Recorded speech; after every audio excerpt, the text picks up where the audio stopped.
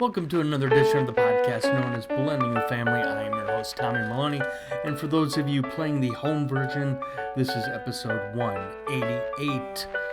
How are you doing? You doing good? You might be coming by for the first time and saying, "Hey, Tommy," that'd be me. What is Blending the Family? Oh my gosh, thanks for asking. Well, Blending the Family is about things that we've talked about, our co-parenting apps. We've talked about getting parenting tips from a former SWAT officer.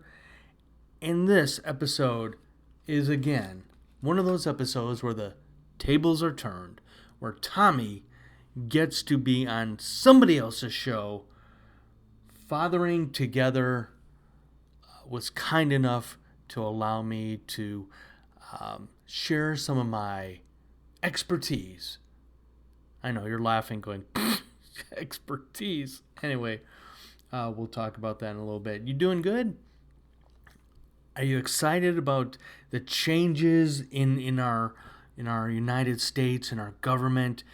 I am. I'm so happy. So happy. And the inauguration, what a beautiful event. What a great event. I am so happy. So happy. Things I want to say, I want to not be totally Pollyanna. I'm not wearing rose-colored glasses. Actually, I do have my glasses on, and they have a blue tint because of the computer thing. I am going to say, I am going to think positive. I'm going to say that we are going to get out of the pandemic. The COVID-19 is going to be in our rearview mirror, so I want to share positivity with you. Hugs. I'm going to send you a hug as well. So you're doing good. Good. All right. Great. No book review this week, but I do want to say, other than I'm excited about this past week, that I am my words are just, I got nothing other than the weight loss is going really well, and has not been a great week for working out. Previous week I was religious about it, fanatic. I was eating very healthy this week, and looking forward to going back home. I'm actually talking to you from Columbus, Ohio, and the weather here has been a little better than my previous 2 weeks in Alabama, but I am just so thrilled with life right now. I have the TV on. I've got hockey on this coming weekend. The boy, a.k.a. Connor, he's got hockey. I get to go watch it because I get to film it, video, live stream it using, hey, you remember Periscope? Periscope's going away in March of 2021, but we use Periscope for the parents because the rinks don't allow fans. I get it, but I selfishly get to go watch him play and help the parents out, get to watch their kids. So I'm excited about this weekend. My wife, Ann, is going to be out of town visiting the oldest daughter, Betsy. She'll be celebrating a birthday. And so it's just going to be the puppy, Otis, and I. I can't really say puppy much longer. We've determined that February will be his birthday. We think around February will be around his birthday, and we're going to actually designate February 14th as Otis's birthday. So he is 11 months old, and it's amazing. I am so happy that even though I was hesitant about getting a dog, especially for somebody who travels from week to week, that it was not a good time to have a dog, but I'm happy I got outvoted on that. So there you go. Chris Lewis, who runs not only Fathering Together, but he also has a Facebook group called Dads with Daughters, and hopefully soon I got to schedule the other daughter, Becca, and I have been invited to go on Chris's podcast. But Fathering Together, you're going to hear a group of us talking about how to stay connected with our kids.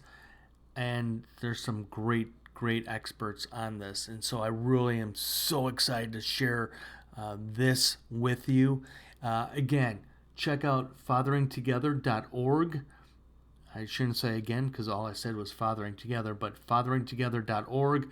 And also see if you can join if you're a dad with daughters, so dads with daughters, check out the Facebook group.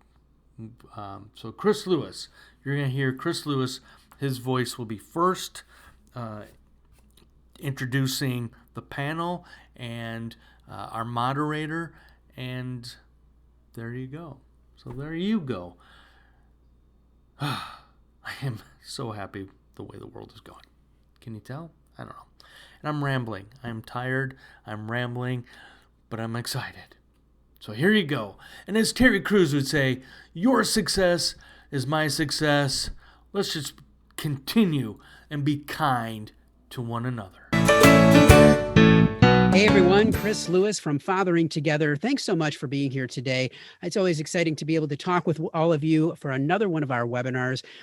It is important for us to be able to provide you with opportunities to be able to learn and grow from other fathers, but also other experts in the field that are going to help you to be the best dads that you can be. And tonight we're going to be doing just that. Today we're going to be talking about what you can do to stay connected with your kids from a distance. Now, this is important. As you know, we do have a subgroup within our Fathering Together communities called Legal and Custody Issues. And for many people that are going through legal and custody issues, they're having to parent from a distance and also stay connected with their children from a distance. But we have a number of great people here tonight to be able to talk about their own experiences, also talk about some of the legal side of things. Joining us today, we have Colleen Breams, who is an associate attorney at Lavelle Law in Chicago. We have Ivan Mertens Aramayo. He's waving. He's a father and moderator within our Dads with Daughters group. Jeffrey Schmidt is a father and attorney in Chicago. And Tommy Maloney is a father and founder of blendingfamily.com.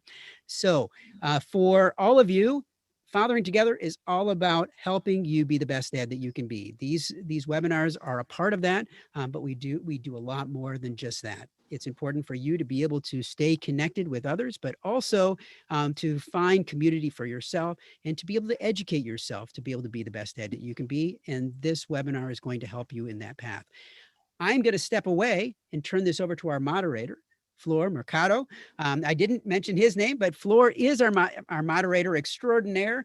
He's been moderating all of our panels that we've been having in our legal and custody issue groups. We have completely appreciated all that you have done, Flor, to be able to lead this effort and to be able to make this even better. So for all of you, thank you for being here, and I'll be back at the end. Awesome. Thank you so much, Chris. So everyone, it's awesome to have you here once again. Colleen, always a pleasure. Yvonne, nice to see you. And I have Jeff and Tommy. So thank you guys for joining us. I think this topic is really important because being connected with kids in any level is extremely important.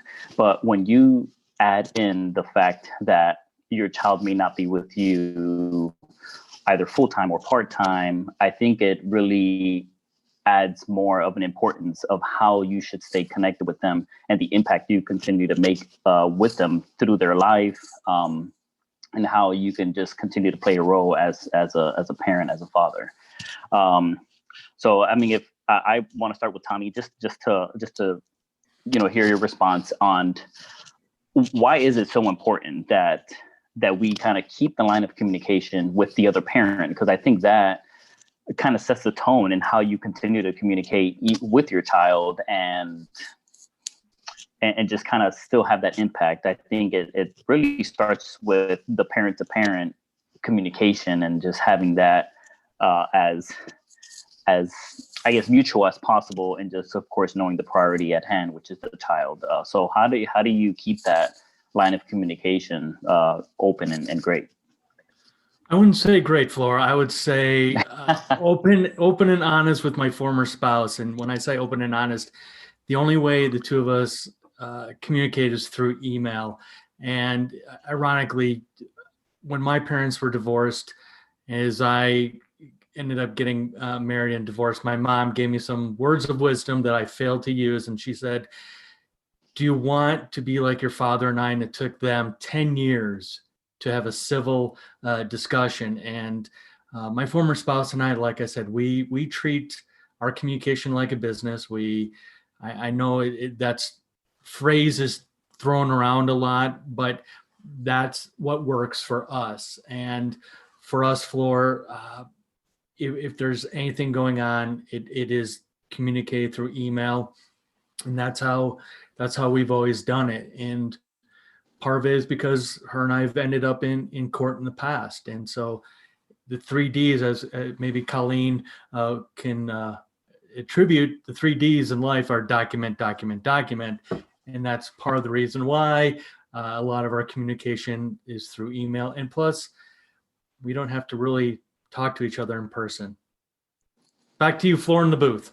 Yeah, that's I'm glad you mentioned that, because that's something I actually experienced, where I don't think I didn't practice the 3Ds. I didn't document at all. It was just more so just trying to have that mutual communication and trusting each other as parents that we would do everything and as fair as possible. But I think it led to a lot of challenges, or he said, she said, or even like, that's not what I meant, you misunderstood me, and it creates just a lot of issues down the road.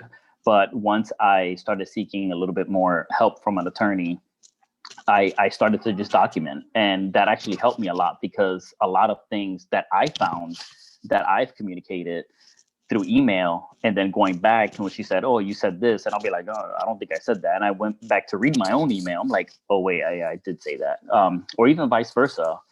But it was harder for me to get her to communicate through email. But eventually it came around. But that does definitely help. The 3Ds, I never heard it that way, but documentation definitely is something that helps. Jeff, what about you? Was there any other methods that you found that was helpful for you? Actually, I would agree 100%. At various stages over, unfortunately, my ex-wife and I divorced when my daughter was pretty young. And so it's been a while. And we've had to navigate some of those ups and downs too. And we find, I think it's to everyone's benefit to not just document, but to, as you were talking about, make our communications clear and referenceable, if that's a word. One thing I'll add to that is that in situations where maybe the relationship is not as amicable as it could be, I always write my emails and my texts and other communications as if my daughter were going to read them. It's one thing to write, and I'm sure Colleen would echo this, as if a judge were going to read them. But I found actually quite unexpectedly that my daughter's mother had shared some of what I had written with her. And I was very glad that I had written it in just a matter-of-fact, civil way that just tried to get the job done with my daughter's best interest in mind. So I think that's a tip that I would add to the conversation is that, not only know your audience, but maybe even think about who your audience could be that you don't expect it to be. That's an excellent point, and very powerful, because even though it is, just written word and it's not to your daughter directly, that's powerful, because if she does read it, she can see like, oh, my dad still treated my mom with respect and did everything, needed. Which kind of goes both ways, even treating them in person that way, because they kind of see everything. Sure. But putting it into words like that, I think it's also just as meaningful and can be powerful for the child in the long run. And just seeing how this is how my dad was, not only in person, and he was like this in every way. So that's great. Yvonne, what's your take on the communication with the other parent? So my documentation goes a little further back, and I'll tell you why. So my divorce began in 2004. So back then, emailing wasn't really caught on that well. But the one thing that we did is I did have a week at a glance calendar. And so I would document events, every day, this happened. Today, she handed off the kids an hour late. Or today I ended up going to the zoo, or she took them to the pool, and so I would document everything that I could in that manner. And then as the girls started getting older and more modern things came about, we started using Google Calendar. Gave the girls also a Gmail account. And so then when there were things that had to happen, like a parent-teacher conference night, or we had to do whatever activity or event, I would put it in the calendar, and then you can add people's email on there, and then I would put it on there, and then that's how we would communicate what's going on with kids. So that's another, on top of using the emails, using Gmail calendar, or any other calendar that you have that you can share calendars with. Like I prefer using Google Calendars, but that's how we do that now. And even till today, there are some things that we still have to, my youngest right now is 17, she's about to turn 18, but there's still events that are going on, and we still communicate, through emails, through texts. If it's something really important with Texas, you can now screenshot it and, put it in a folder and save it to the cloud. So for those of you that are trying to figure out how you can take your Texas, just screenshot them and then put them into a folder and save it to your cloud and do it that way. And if you need to find, more cloud storage, Google's pretty cheap, $1.99 for like 50 gigs a month. So I'm not trying to plug Google, but that's widely used. So that's what I would suggest. That's excellent. Now, Colleen, in your professional life, with dealing with some of these situations, is it common to have both parents' involvement in situations like this, or do you see it a little bit more the other way, where one has full custody and there's not too much involvement from the other? What's been your experience? Sure. So in my experience, the court's presumption is that both parents are fit to have a say in their child's life, to be part of the upbringing, and therefore be part of the communication about the child. So the courts tend to assume that unless someone brings forth evidence to the contrary. In those situations, generally it has to be pretty extreme to take decision making away from one parent.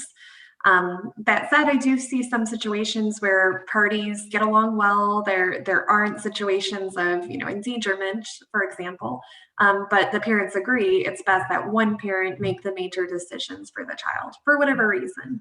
But by and large, it tends to be that both parents get a say and make these decisions. And I love what I heard from Jeff. Lots of times I tell my clients when I'm representing the adults in those cases, read or write everything as if a judge is going to read it, because a judge very may will if you have a matter pending in court. Written communication is certainly something you could present to a judge. If you write it as if your child might read it, that's even better. And coming from a perspective as a family law attorney who not only represents adults, but represents children, where I'm not representing adults in a case, children see everything. They really observe a lot more than you may realize. And they really do take note of how their parents communicate and how their parents interact with each other, and take that to heart. So I think to the extent that you could have really good civil communication, whether that's in person or written in email, like Tom mentioned, it's important to do that. Some forms of communication that are available to people that maybe don't get along so well include co-parenting apps. A couple of co-parenting apps we use here in Illinois. One is called Talking Parents. Another one is called Our Family Wizard. And they're great apps because it documents everything you communicate when it comes to co-parenting. Our Family Wizard has a calendaring function. It's an app you can download on your phone, so you get notifications when one parent reaches out to you, and you also get a notification when your message has been read, and also provides a really solid record of what you talked about, discussed, and agreed to. I always think that documenting things, even in amicable situations, is better than just relying on verbal conversations. So I agree with the 3Ds for sure. Yeah, I mean, obviously communication is extremely important, not just with the other parent, making sure that we're always on the same page to do what is in the best interest of the child. But I mean, coming down to what our main topic is just connecting with the child, I think is just as important and can be very impactful depending on what we do. Like you said, they see everything we do. They even hear everything we do, how we treat every situation. But sometimes from a distance, especially now, technology has given us a lot of tools to really communicate with our children. Jeff, what is like some of the ways, like what methods have you used to connect with your child from a distance? Well, of course. I don't know that my my methods of connection are all that creative. Texts, daily calls. I mean, literally daily for essentially her entire life since she was capable of talking on the phone, and even before that. But I get up in the morning, and even if it's really early, I'll write out a text to her that I'll send a little later, just saying, and I struggle sometimes to get her to respond, but I always want her to know that she's consistently on my mind, that I'm consistently interested in what she's doing, and hoping that things are going well for her, and reinforcing that I love her and miss her when we're not together. One of the other things that I'll just add is I'm really fortunate because I'm remarried to a wonderful woman, and she has really taken my daughter on as her own. And what's nice is she participates in our weekly dinners and our nightly phone calls and in group texts and things like that. And I find that as the father of a girl, having a female presence, and one that's just so good to her, is really useful too, because sometimes that bridges the gap between a dad and a daughter, at least in my experience. I agree 100%. I'm actually in the same shoes where I tried early on as a single dad, trying to learn as much as I could about girls and how to, raise them, because I had no clue. And when she was with me, I just wanted to make sure I knew what I was doing. It took some time to get there, and of course, a lot of support from in my relationship now. And I'm thankful to have her there because, like you said, it kind of bridges that gap where, a girl just kind of needs like another female figure to communicate with and just to bond with in a special way that they may not be able to do with me. And I'm totally okay with that. And I think just having that positive role model outside of her mom, I think definitely helps when she's with me. So she continues to receive that, but also to support me in those moments where I need it the most. So it's definitely appreciated for sure. Tommy, how is what methods have you used in the past or now? I'm a bit old fashioned, and that is when I traveled for work. I was a road warrior, and so my routine was I was flying from Denver Airport to LaGuardia, so to speak. And the first place I would go to is the gift shop, and I would buy 5 postcards. And it was right around the time where my son was first learning how to read. And so I would send him a postcard every day. And that way I would do my best. I have handwriting like a doctor. So I really had to concentrate and focus on what I wanted to say to him. And I've actually taken that, something like Jeff was talking about. My son is now 17. I will text him and it will be days later before I hear back from him. Or even if I call him, it will be days later. I've written him letters just to put some perspective in his life that dad is still thinking of him. Dad still loves him, even though, again, like many of us, our kids are not in our same household on a consistent basis. So writing letters is one of the things I enjoy doing. And I actually stole that from my grandmother because she still writes letters. And so that's again, it's the writer in me. And, postcards are great, writing letters, because who doesn't enjoy a handwritten letter? Or in my case, I have to type it out again, handwriting like a doctor. Yeah, I like what's going old school. That's something I haven't used. I kind of do what Jeff does and do the phone call every day when she's not with me. I speak to her all the time around the same time. If not, sometimes I do a video call, and then she wants to play all these interactive games that you have like on Facebook Messenger, or she just wants to show me something, and then a 2-minute conversation turns into 30 minutes of her just showing me all these things. And even when I'm driving, she's like, "Daddy, I know you're driving, but I want to show you something." I was like, "Okay, well, I got to wait till the next stoplight. You got to give me a second." So it's always fun having those phone calls. And of course, mailing is definitely another method to use to kind of stay connected when you're on the road a lot. So that's awesome that you do that. Yvonne, what methods have you used to stay connected with your children? So early on, so when I got divorced, the kids were 3 and 2 years old. And what I set up with, I was going through the divorce process. So what I set up with their mom was to come in and give them a bath at night and at her place. So she allowed me to come in. So I would put them to bed and then I would leave. So there was that type of amicable relationship. It wasn't 100%, there were times that, we were at each other and we couldn't. But what we did establish is actually something I learned from my uncle who got divorced. And he's the only family member in my entire family that I know that got divorced. And he had 3 kids and he would call them every night.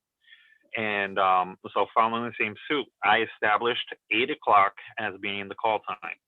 And 8 o'clock every single time, I told my ex-wife to set the alarm for 8 o'clock on her phone. When the kids started getting older and I was able to get them cell phones, I put it into their cell phones. I put the alarm in there so that it would be 8 o'clock at night every night. We would talk to each other no matter where we were. If I traveled, much like postcards, I actually would pick up T-shirts. So I would get T-shirts from different places. Some people do teddy bears, some people do snow globes, spoons, all that other stuff. But I did T-shirts, and it was really, really nice because they still, even though the T-shirts are too small now, they still have them all stored. Wherever I ever went, from Barcelona to Boston to LA. So that's one thing that I did to connect with them, to let them know that I was thinking of them. So it's something that they like. Plus, I had it in my suitcase, so it had that smell of me. And I remember once in a while, my oldest daughter would be like, "Hey, Dad, can you spray your cologne on my teddy bear or something like that, or on my shirt?" Because she would like that. So that was one good way that we bonded and connected. That's great. Now, Yvonne, staying with you, have you ever experienced those moments where you do make that phone call and, of course, always excited to talk to our kids? Have you received that same equal response, or there's times, because I know you have older children, they're teenagers. Has there been a time where it's like, "Oh, Dad, not right now. Like, I can't talk on the phone right now," or "I'm hanging out with my friends"? Like, have you had that where it's like, "Oh man, I'm excited to hear you and you don't want to talk to me"? Have you experienced that moment? Yes, and that's getting right into high school. That's when it came. I did a lot to try to be a part of my kids' lives. So I was very heavily involved in the PTA. I was on there for 9 years.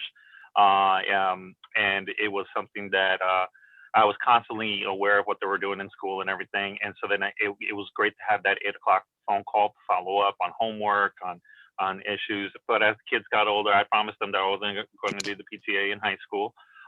But we did, there were times where they were too busy, but it was one thing that we never missed was, and I failed to mention this when I was talking about doing the 8 o'clock phone calls, was that we have a way of saying good night.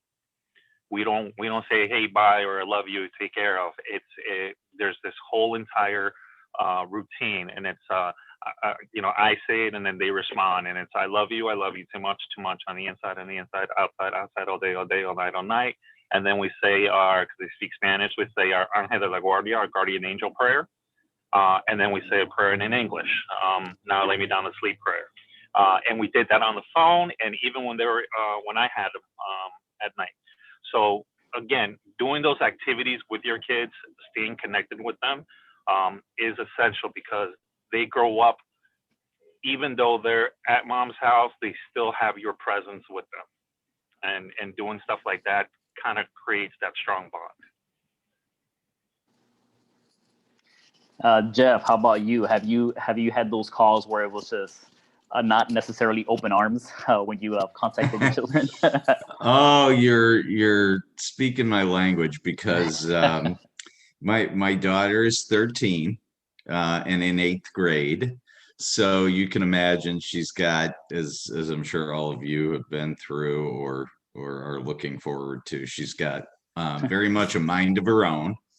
And then, all of the sort of distractions and pressures of being in 8th grade. Homework is much, much, much different in 8th grade. And like Yvonne, I was a room parent for a lot of years. It was, frequently the only guy who was participating in that way.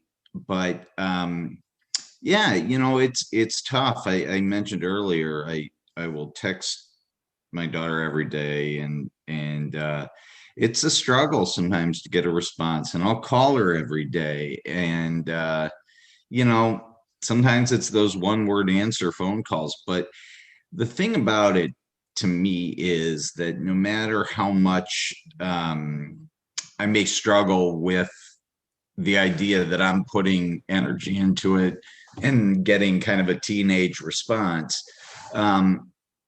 consistency has always been a real goal of mine.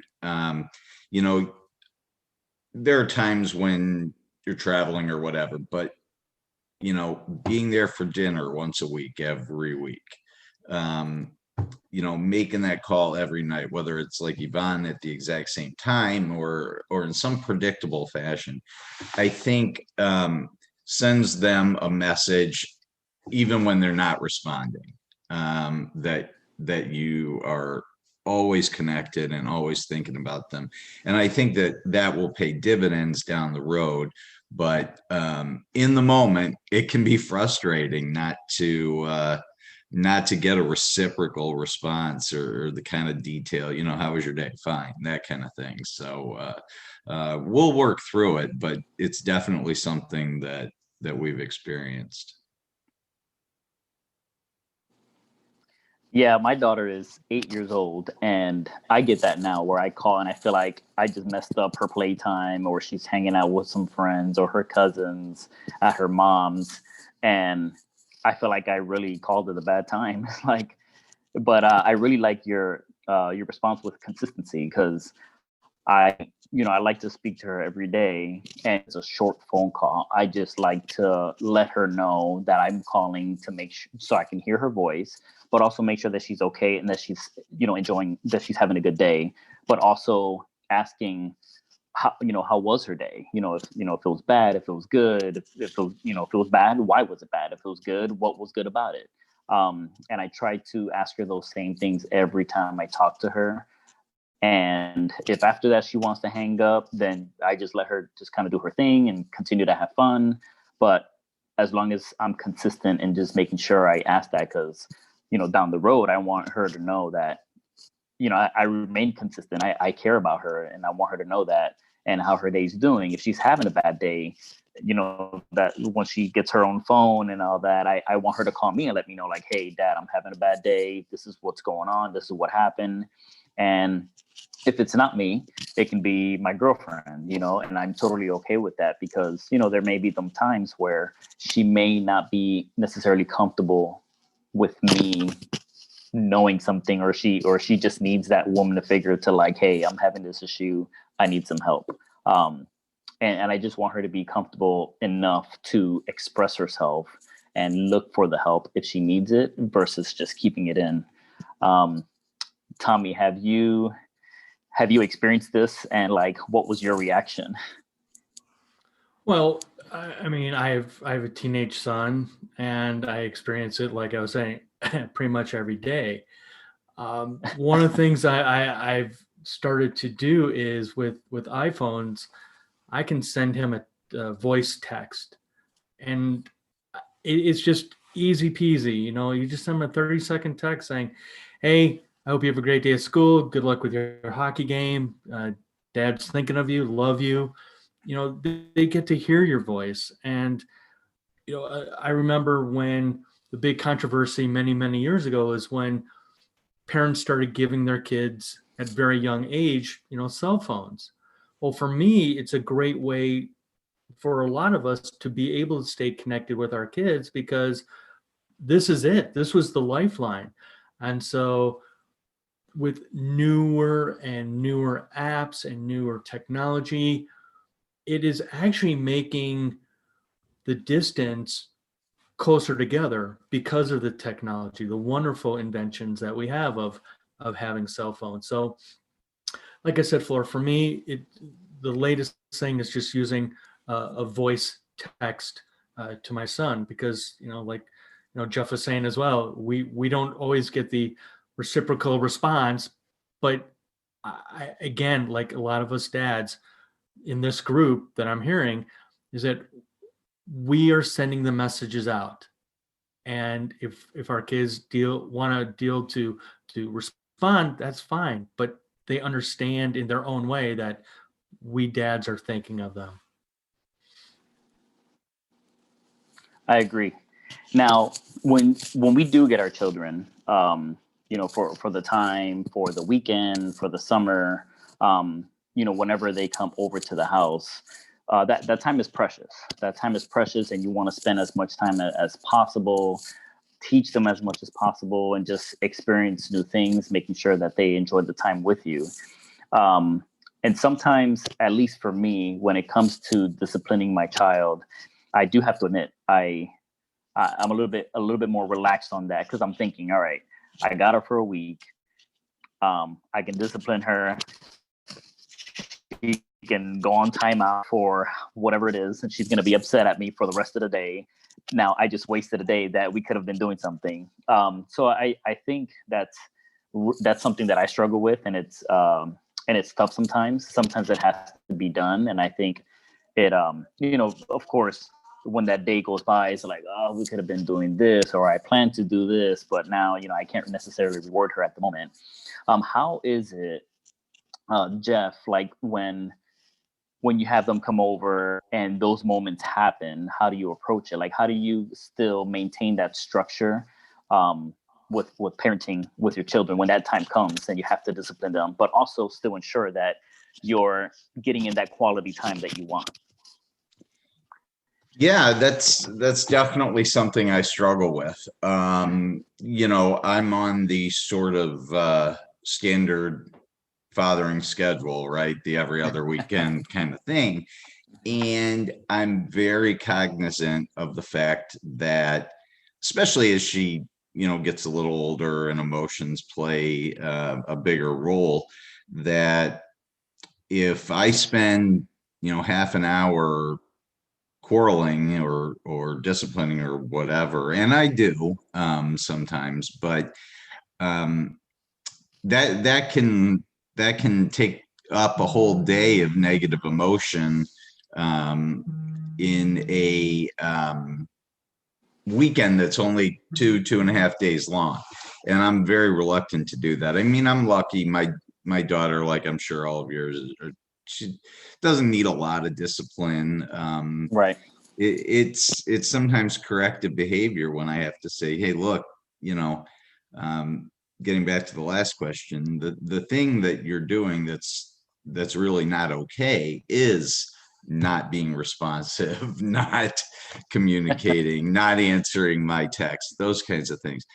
But I do try and have some structure. And the one thing that I've always tried to do is, and maybe this is a little off the question, but I knew from an early age that I couldn't always do something fun all the time, and that I couldn't entertain my daughter every minute of the weekend. But I always tried to plan at least one thing. I mean, whether it's going to the pool or a bike ride or whatever, just something where she knew that every weekend we were going to have some dedicated planned event. Didn't have to cost money, didn't have to be a huge production, but that kind of structure I've found has been really valuable in again, bridging the gap between disciplining and creating valuable time where your time is limited. Yeah, I like that, and I agree.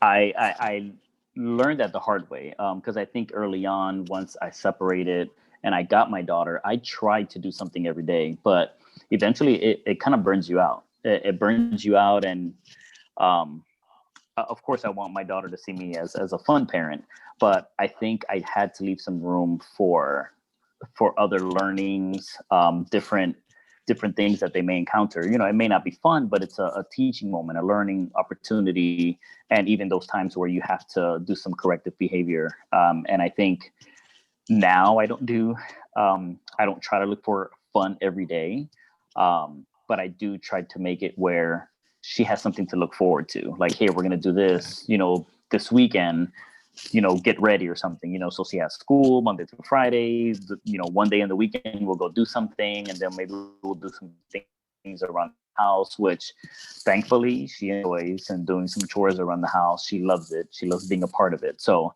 that's something that to her is a little bit of fun, but she's also learning responsibility in the process, and how to just, maintain the house and kind of contribute and help in the family. So I learned that I couldn't do fun things every day. I ran out of things, and I didn't have it in me every day. So it was a little bit tough. Tommy, how was it for you with trying to enjoy the moment, but also let them know, like, hey, there's some things you need to learn? Well, just like Jeff, I was the every other weekend dad, and it was less than 46 hours I had with him. But I didn't want to be a Disneyland dad. I wanted us to be able to enjoy the time together. And, the bottom line with our kids, Floor, is that our kids don't always want the big extravaganza. They just want time with us. They just want to be having quality time with us. And so after my divorce, for example, I didn't have a place to live. I used, because being a road warrior, I just used hotel points.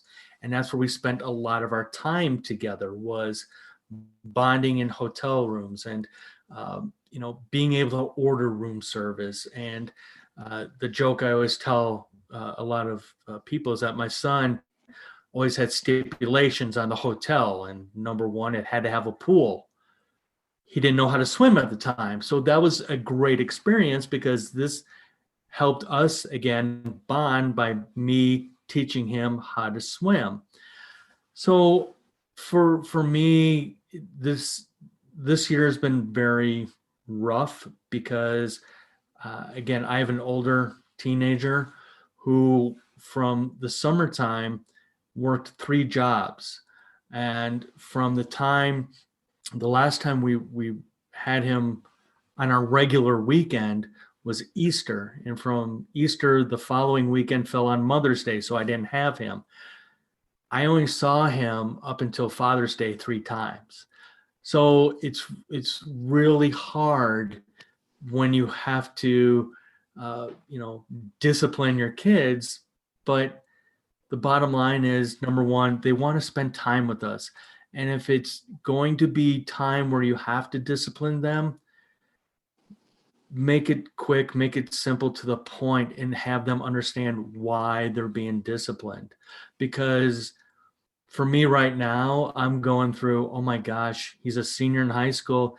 He's going away to school. He's not staying here in Colorado. And so my time with him is very precious. And just like a lot of us, we don't have a lot of time with our kids. And so we might as well utilize it as best we can. And like I said, we don't want to be those Disneyland dads. So Yvonne, what kind of dad are you? Are you the would you say you're a Disneyland dad, or do you have to lay down the law when you need to? Yeah, I actually, one of our previous webinars, I called it the Santa Claus dad. So we had it was different homes. Mom wasn't in a financial situation where she could move about freely, so to say, and I was, and so I was the Santa Claus dad. So I was able to buy them, the American Girl dolls that they wanted, or I was able to, take them to Disneyland or take them to Punta Cana, or so I had that opportunity, and I took advantage of it because I wanted them to have those different experiences as well. And when it came to disciplining, obviously I got divorced because we had mismatching personalities with mom, and so mom was a little bit more of the relaxed mom, and dad was more of the strict dad. So I had the chore list. We actually had a chore calendar that we I bought it at a toy store. It was a Melissa and Doug chore calendar with magnetic pieces. So it would be like, cleaning your room, and you put a magnet and a star, and so we had a little system going on. I know some parents use whiteboards and in the house. Some parents actually, I was at a friend's house last night, and her twin boys, they've got a wall in the kitchen that's a chalkboard wall, so they can write, all their stuff on there. But that's the thing. I had to balance things out. So disciplining wise, if once they had their phones, it was like, okay, if there was something that they didn't do right, and I had to take the phone away, I would also explain it to their mom, and I would tell mom, hey, their phone is gone for a week, and it's your week.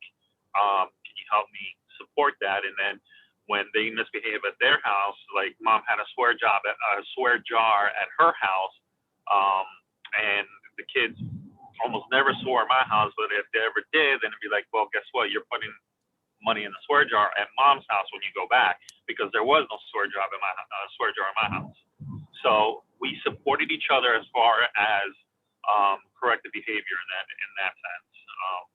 So that was something that we split, and it worked well for us. So my daughters were able to understand rules, and they were able to understand that, hey, there are certain rules that are in mom's house, and there are certain rules that are at dad's house, and they're different, and they knew what to do and how to behave in each one.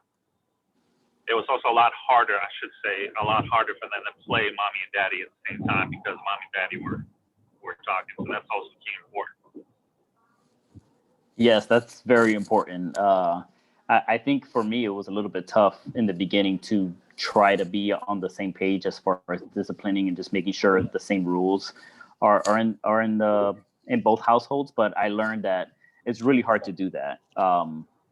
I think we both have different parenting styles, but I think now my daughter knows, what the rules are here, what's over there. But I also make sure that if there's something that she did at her mom's house that I found that was not, the right thing to do, I try to, even over the phone, okay, that wasn't the best thing to do. Make sure you apologize to mommy, or this is how you can fix it. So I still instill that, discipline even from afar.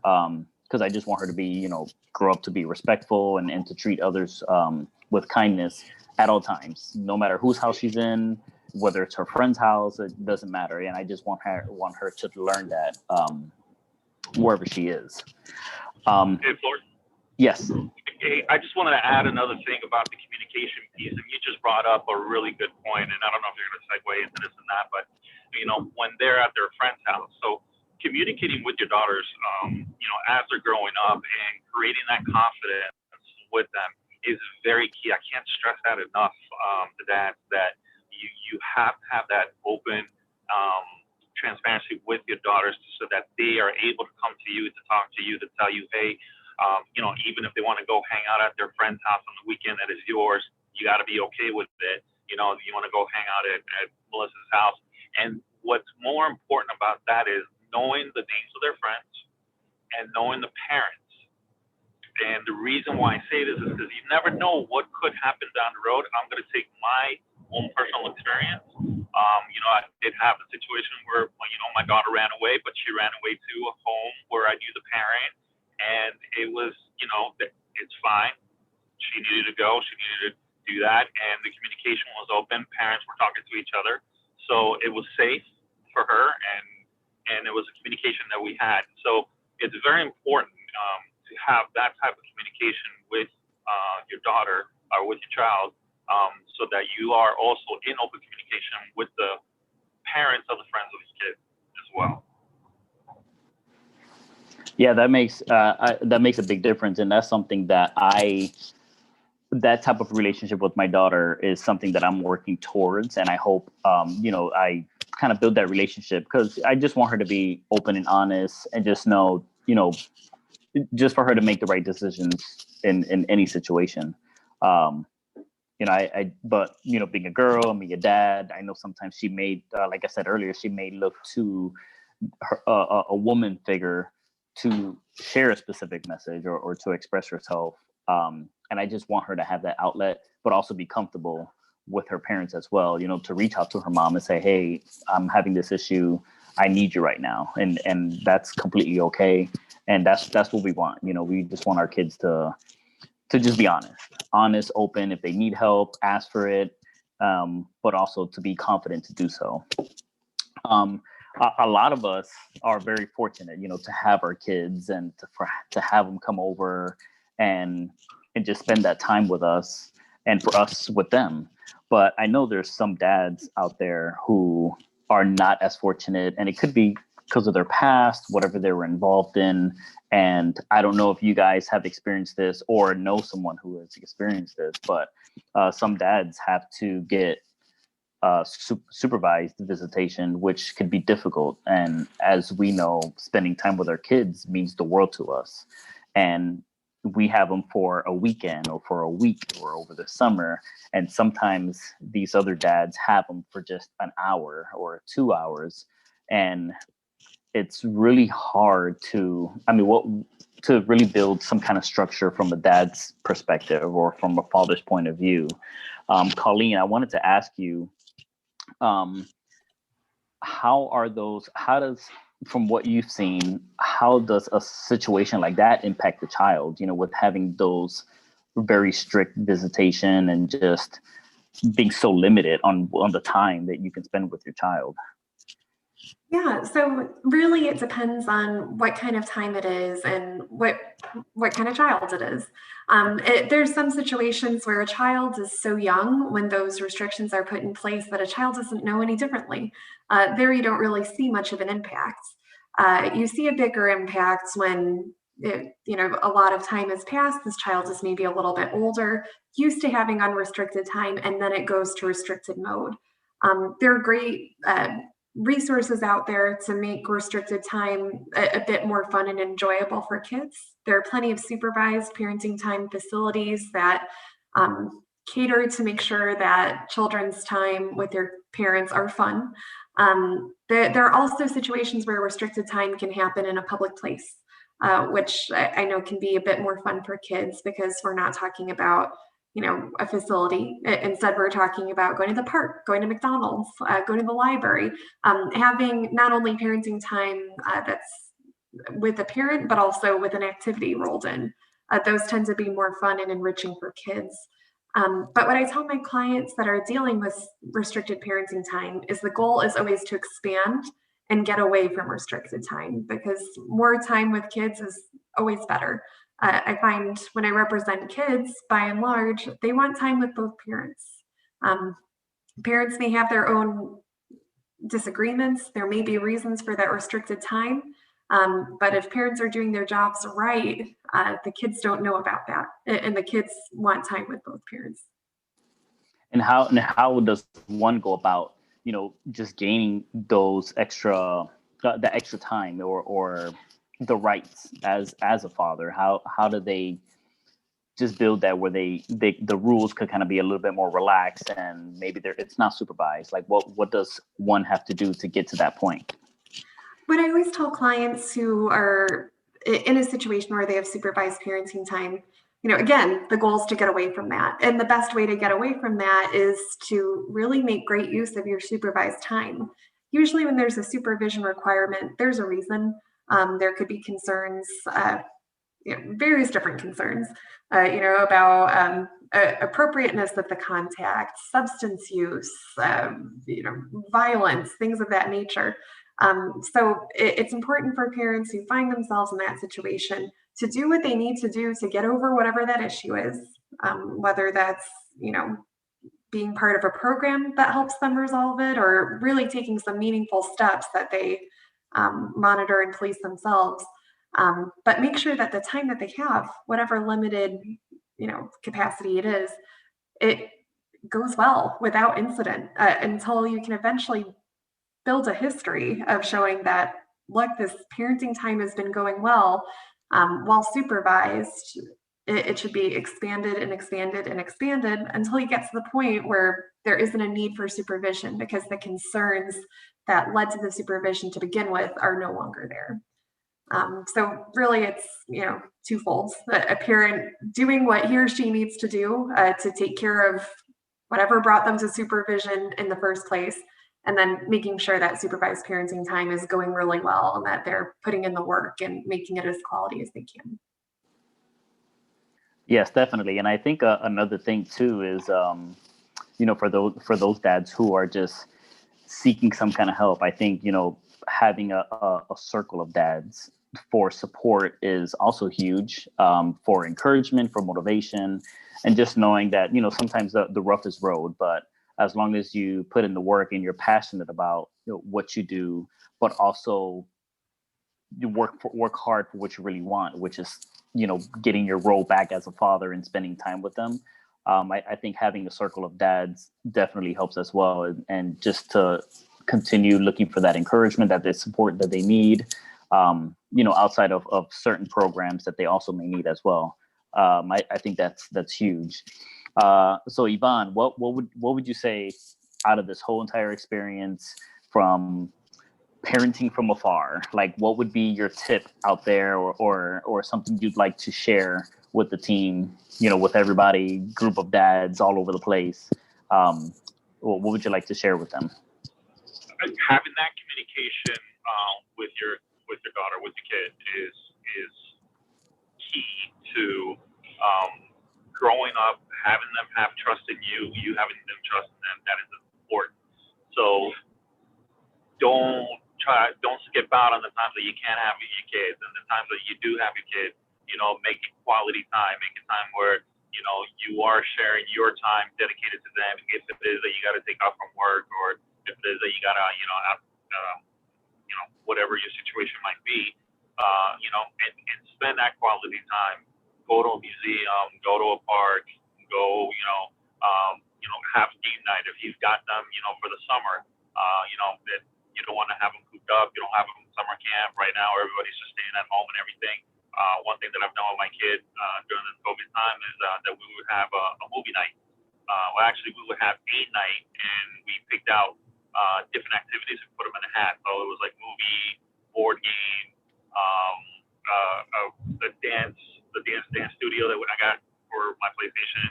So there were like different things that I put in there. So it was like we would pick out of the hat, and it would be Wednesday nights, just for however long. If we ended up playing Clue, that can take us, a couple hours. If it was just a movie, I remember we did the Harry Potter series. We did one movie every night. But it's essential to relish and keep that communication and that quality time with your kid. Awesome. Thank you for that. Tommy, what have you learned from your own experience and that you can share with us? Knowing our kids' interests, knowing their habits, knowing, what makes them tick. And, I have a son who loves and bleeds hockey. To my Chicago friends, go Hawks. And for us, it was always in this house where my wife and I live, it's knee hockey, and we have mini nets, and we will play for hours, and my knees are all shot because of it, but that's okay. That's love. And so again, it's the biggest lesson I've learned through my divorce was making sure, and I learned it the hard way, and I'm sure like a lot of us, taking our time with our kids for granted. And, you get home late, you get home from work, and you're just so drained, and your kids want to play. And you think when you get married, it's in death do us part. And next thing you know, you're talking to somebody like Colleen and going, hey, and so you don't get that time back. And so for me, especially now, like I said, my son's going off to college next year, and I want to spend as much time with him as I can, because you can't get time back. But it goes back to, again, the basics. What are they going to respond with a phone call, or do you have to send them a text, or do you have to, send them a letter? What is it that they're interested in? And so just knowing what they enjoy doing and spending that time doing it with them is creating memories and bonds that you're never going to get back. Yes, communication, trust, time is important, and it's definitely needed. Jeff, what about you? What would you like to share from everything you've learned through this parenting from afar? It's hard for me to add to those great comments. I'll echo Tommy that, time is the one thing you cannot get back. And, sounds trite, but it goes quick. So communication and consistency, like we've talked about. But I want to add to something Colleen said earlier, which is that kids know more than you think they do, and they perceive a lot more than you may realize, more than I realize. And one thing that I've worked really hard to do over time is that even when I don't always see eye to eye with my daughter's mother, never, ever put your child in the middle of that.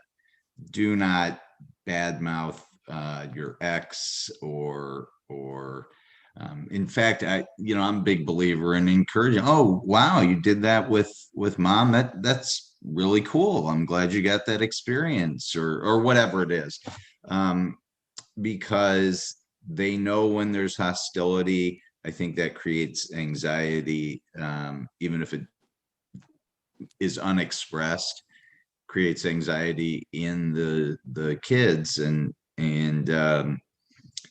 they feel that, and I think that impacts their experience of their time with you, and then that impacts the rest of your experience with them going forward. So, I think that's really important, in addition to the things that everyone else has said. Yeah, I'm glad you said that about just speaking to your child on the positive interactions they've had with their mother, or kind of fun that they shared, like, oh, I did this with mom today. That's excellent. That's something I do as well. I just encourage the fun and to and, oh, good for you. Oh, I'm glad you got to spend that time with her. Or, wow, you like, she did this for you, or she cooked your favorite food. I'm sure it was delicious, and all these things. And just to encourage that positive environment, so that she doesn't see, if I did have some kind of negative interaction with her mom earlier that day, or we just haven't been seeing eye to eye that week or something like that. And although I'm feeling a certain way about her mom right now at the moment, I'm not going to show that to my daughter, so that she just continues to see that, mommy and daddy are still doing what we need to do to try to be on the same team, to help you in anything that you need and to support you in any way possible. And that just starts by just her seeing that, mommy and daddy are still trying to be positive and taking care of me. And I really try to do that as much as possible, because I don't want her to see anything else. I'll leave that between her mom and I, and we can kind of sort those things out. But of course, in a respectful way, where I just try, I think my mission in those uncomfortable conversations is to let her know, like, we got to put our differences aside. Whatever happened in the past, happened in the past. So we need to come together as parents and do what we think is right for her. Sometimes we may not see eye to eye, but what is right at the moment? I may disagree with something, but it may be the right choice right now because of certain circumstances. And I think that's important. Going back to that communication, sometimes it's tough. Communication can be tough and it's not easy, but there's certain things that we have to just put behind us and get through a specific situation the best way possible together. Yvonne? Yeah, I wanted to say one thing following on that communication part. Critical. The kids are not messengers. Don't send a message to the kid to the other parent. That is one of the biggest mistakes I learned. One of the biggest pieces of advice that I've been given. So very, very critical. Going along with not talking bad about your ex. Another thing, just don't give the instructions to your kids to give to the other parent. Email directly to the other parent, write them, text them, do however it is. The kids should not be treated as messengers in a divorce. Thank you. And I know from a legal perspective, what kind of tips, Colleen, would you give in situations like this where parents have to just somehow put things behind them, become a team, and do what they need to do for the child, even from separate homes? I know we talked about documentation is key. Communication, of course, is powerful. Being respectful, and of course, with that communication, even if it's in writing. What else would you add to that? Really, I've liked everything I've heard here. I think that these all apply to legal situations. Certainly never using your child as a messenger. And also, to the extent you can, don't talk to your child about your issues with your ex or what's going on in the courtroom, because kids absorb that and they worry about it, even if you don't think so. So I think it's really important to let kids be kids and let the adults handle those issues. Another thing that I find that really helps kids is only talking about your ex in a complimentary way. I know that's hard to do. Maybe you don't always have nice things to say about your ex, but I like to take the piece of advice where if you don't have anything nice to say, don't say anything at all. And if you can manage it, say nice things about your ex to your child. And the reason for that is your child is part you, part your ex. If you say something poorly about your ex, your child's going to internalize that and think that something's wrong with them because they're part mom, for example. So wherever you can, be complimentary about your ex. And also another thing I've heard here that I like, that I want to echo, is be united fronts with your ex. You may not be able to agree on a lot of things, but when it comes to one parent laying down the law in his or her house, assuming it's reasonable, carry that over into your household as much as you can. Don't let a child play one parent off of the other, because children are more likely to try to do that, especially in a situation where the parents aren't together. Yes, that is very true. I'm sure we've encountered that in some way, shape, or form at one point. Well, everyone, thank you so much. There's been lots of great tips, advice, and just sharing your story through this experience of us trying to parent from afar. And I think it's been extremely powerful.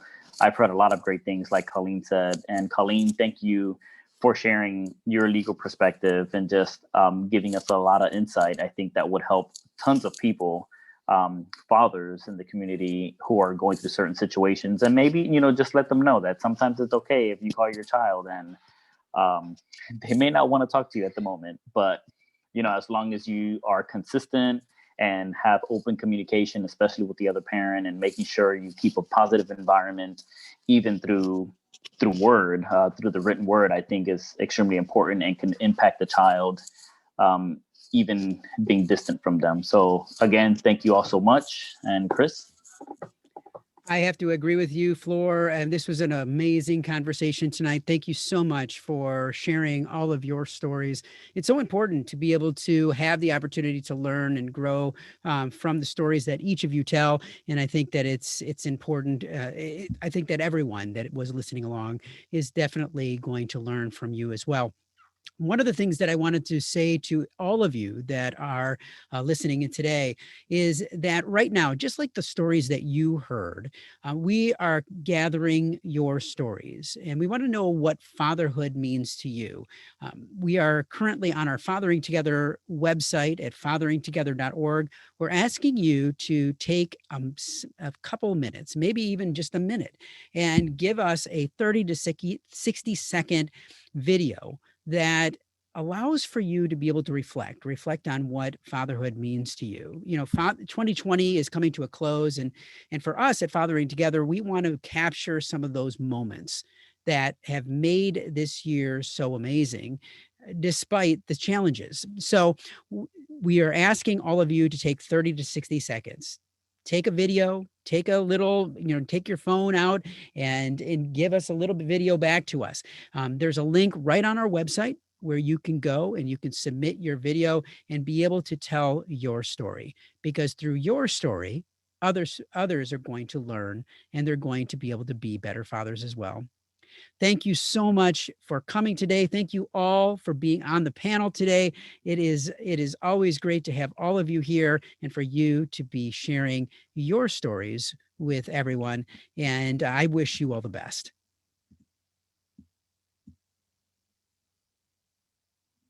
Okay, we're out. I forgot to mention, you can pre-order sale my new book, My Dad's Advice at 5:04 a.m. at the website www.mydadsadvicebook.com. What is your favorite candle scent?